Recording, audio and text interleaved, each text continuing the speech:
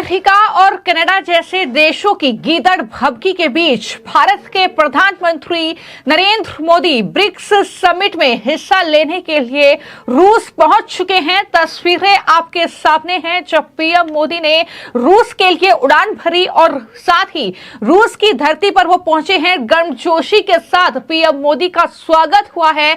ये तस्वीरें वाकई अमेरिका और कनाडा जैसे देशों के लिए होश उड़ाने वाली हैं, क्योंकि जिस तरीके से लगातार भारत पर दबाव बनाने की कोशिश हो रही थी, लगातार भारत को गीदड़ भभकी देने का काम जो है वो कनाडा जैसा देश कर रहा था, अमेरिका की राह पर कहीं ना कहीं वो चल रहा था। तो ऐसे में इन सब के बीच ये ब्रिक्स समिट में हिस्सा लेने के लिए पीएम मोदी रूस के शहर कजान पहुंच चुके हैं, जहां पर दरअसल एक मंच पर एक साथ कई देशों के नेता जो हैं वो जुटेंगे और जिसमें मोदी, पुतिन और शी जिनपिंग की जो तिकड़ी है वो भी देखने को मिलेगी। और जाहिर तौर पर ये तीन वर्ल्ड लीडर जब एक साथ एक मंच पर होंगे तो अमेरिका के नापाक इरादों को बड़ा झटका लगने वाला है, क्योंकि और यही वजह है कि लगातार उसके बाद से अमेरिका जो है कभी कनाडा तो कभी चीन तो कभी पाकिस्तान जैसे देशों को मोहरा बनाकर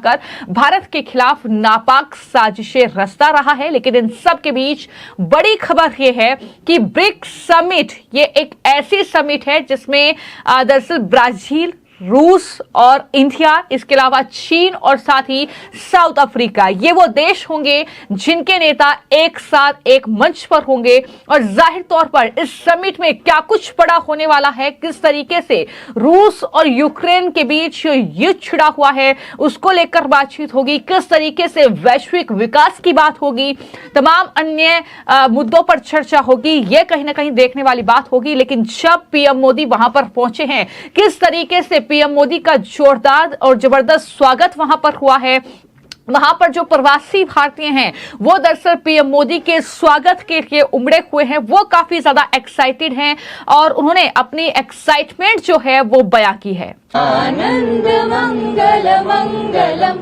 नित प्रियम भारत भारतम, नित प्रियम भारत भारतम,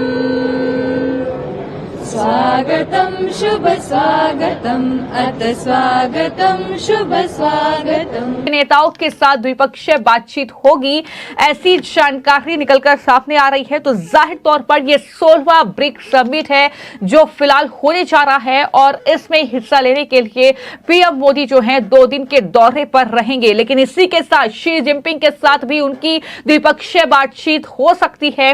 और इससे पहले खबर आ चुकी है कि भारत और चीन के अधिकारी लगातार बातचीत कर रहे हैं। अब जो सीमा पर विवाद चल रहा था वो खत्म होने की कगार पर पहुंच गया है, क्योंकि लाइन ऑफ एक्चुअल कंट्रोल से दोनों देशों के जो कहीं ना कहीं जवान हैं वो अब पीछे हटने वाले हैं। तो इस तरीके से भारत और चीन दरअसल मिलकर कहीं ना कहीं ये अमेरिका को बड़ा झटका इस ब्रिक्स समिट में दे सकता है। हालांकि अपनी रूस की यात्रा से पहले पीएम मोदी ने ये दरअसल एक मोदी जी जो है वो रशिया गए हैं। आप किस तरह से इस विजिट को देखते हैं? कितना ये इम्पोर्टेंट विजिट है या एक रूटीन का आप समझते हैं कि क्योंकि जाना रहता है ये प्राइम मिनिस्टर का तो वो वहां पे? आरजू जी थैंक यू, ये बहुत इंपॉर्टेंट टॉपिक है। तो सवाल ये है कितना इंपॉर्टेंट है, ठीक है। सवाल ये भी है किसके लिए कितना इंपॉर्टेंट। सबसे बड़ी बात ये भी तो है ना कि अकेले क्या इंडिया को पर्सपेक्टिव से देखें या अमेरिका में खड़े होके एज अ अमेरिकन प्रेसिडेंट देखूं कि यार ये मोदी जी जा रही हैं रशिया, या शी जिनपिंग की पोजीशन पर देखूं खड़ा होकर कि अच्छा ये मोदी जी यहाँ आए हैं, या पुतिन की पोजीशन पर खड़ा होकर देखूं या पाकिस्तान की पोजीशन पर। मुझे ऐसा लगता है 2 मिनट इस पूरे समिट की पूरी दुनिया के लिए इंपॉर्टेंस को थोड़ा सा जज कर लेते हैं, कि एक बार एनालाइज कर लेते हैं कि भाई असलियत में है क्या। देखिए हमारे लिए तो इस समिट की इंपॉर्टेंस को आप इस तरीके से देख सकते हैं कि रशिया हमारा बहुत अच्छा दोस्त है और हम 1 साल में दूसरी बार रशिया जा रहे हैं। और सिर्फ ये ब्रिक्स ही नहीं है, एससीओ में भी इंडिया और रशिया एक दूसरे के साथ खड़े होते हैं।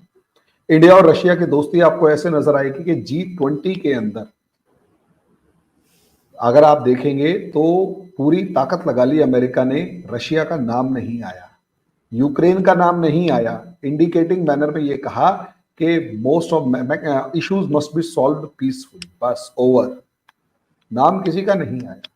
यहां तक स्टेटमेंट G20 के अंदर जब पूछा गया कि आपने रशिया के बारे में कुछ नहीं कहा, तो और बाली में तो G20 वालों ने कहा था, तो डॉक्टर एस जयशंकर ने कहा कि Bali is Bali, Delhi is Delhi. अब आप अंदाजा लगाकर देखिए ना, तो हमारे लिए रशिया और रशिया के लिए हम कितने गहरे दोस्त हैं।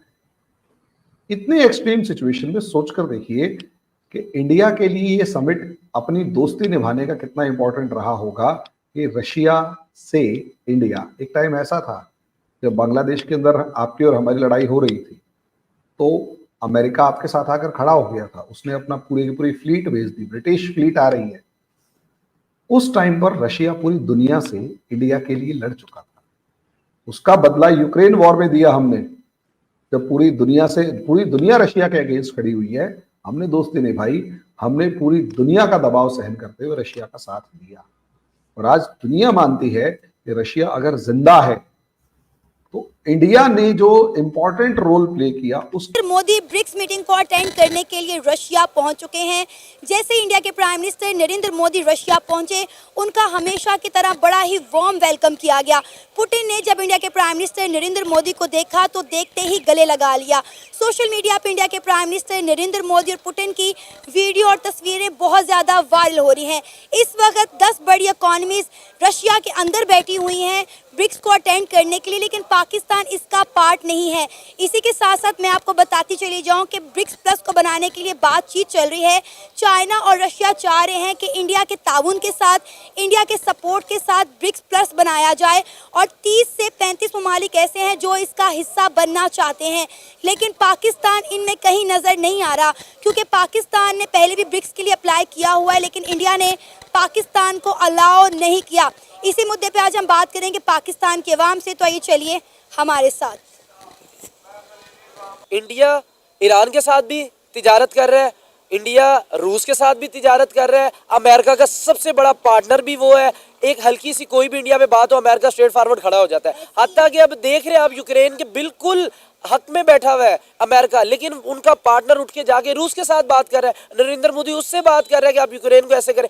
हम में इतनी हिम्मत नहीं है कि हम जाके बात करें वहाँ, क्योंकि हमने IMF का कर्जा देना है, हमने हर मुल्क के हम मकरूज है। हम दुबई के साथ बात करते हैं, उनको भी पता है ये भिखारी आगे भीख मांगने के लिए आगे। हमारी इकॉनमी इस तरह नहीं सेट होगी कभी भी। कोई भी मुल्क जो अपनी आप को गुलाम बना ले, ये हमें अमेरिका किस कदर हमें नीच समझते हैं कि हमें उन्होंने 20 साल अपनी जंग में भी धकेला, और फिर भी इतनी शर्म वाली बात है, मुझे शर्म आती बात करने, वो फिर भी हमारी कुर्बानियों को समझ ही नहीं पा रहे। वो हमें भी फिर भी डू मोर का मुतालबा करते। रीजन क्या है कि आप भिखारी है भाई, आप अपनी आवाम को आपने कुर्बान कर दिया, लेकिन वहां आवाम के साथ आप खड़े हो जाते, कहते हैं अमेरिका को डू मोर, उनको कहते आपने आवाम को डू मोर कराया, आपने अपने इलाका ही तबाह कर दिए, आपने वही अभी तक वही आपने जिरगा सिस्टम कायम रखा, अभी तक कबाइल आपसे सता रहे, परेशान है आपके उन फैसलों की वजह से, कई हजार लोग शहीद हो गए, लेकिन अमेरिका फिर भी हमें क्या दे रहा है, सिर्फ हमें वो गुलाम समझ रहा है। हमें वो जो फंड देता है वो इसी तरह देख ले, कभी भी कोई मसला हो जाए अमेरिका को उसी वक्त स्टेटमेंट आ जाता है, उनका वजीर खारजा बाहर फॉरेन मिनिस्टर आता है, वो कहता है हम वो फंड रोक देंगे, हम सलाब जदगान के रोक देंगे। यार आपको क्यों नहीं अकल अभी भी आ रही? आप ईरान के साथ क्यों उनको देखिए, IMF ने नहीं मना किया कि आप ना, लेकिन कुछ इस तरह के लोग हैं जो अपने जाती मफादात की वजह से मुल्क को कुर्बान कर रहे हैं, मुल्क को कुर्बान कर रहे हैं। हमारे पास कमी किसी चीज की नहीं है, हमारे पास जज्बे की, हमारे पास वसाइल की, सब कुछ है, लेकिन हम कुछ करना नहीं चाहते। क्यों? हम गुलामी को, हम जो इंसान गुलाम बन जाता है वो कभी भी अपने फैसले नहीं कर पाता। इंडिया देख ले गुलामी से निकला है, वो भी अंग्रेजों के गुलाम थे, हम भी अंग्रेजों के गुलाम थे। वो 4 नंबर पे चला गया, हमारा अभी 100वें नंबर भी नहीं आ रहा यार। वो गाड़ी एक बना रहा है 5 लाख की, हमारे पास वही गाड़ी 1 करोड़ की पड़ी हुई है। वो चांद से जाके देख रहे हैं, अपना सोलर सिस्टम लगा, हम बिल्डिंग से चढ़ के नहीं देख पा रहे कहीं हमारी सोलर प्लेट भी पड़ी है कि नहीं पड़ी। वो IT में सबसे आगे चला गया, हम उधर के उधर ही अभी तक खड़े। Amazon आया था, ये यंग जनरेशन है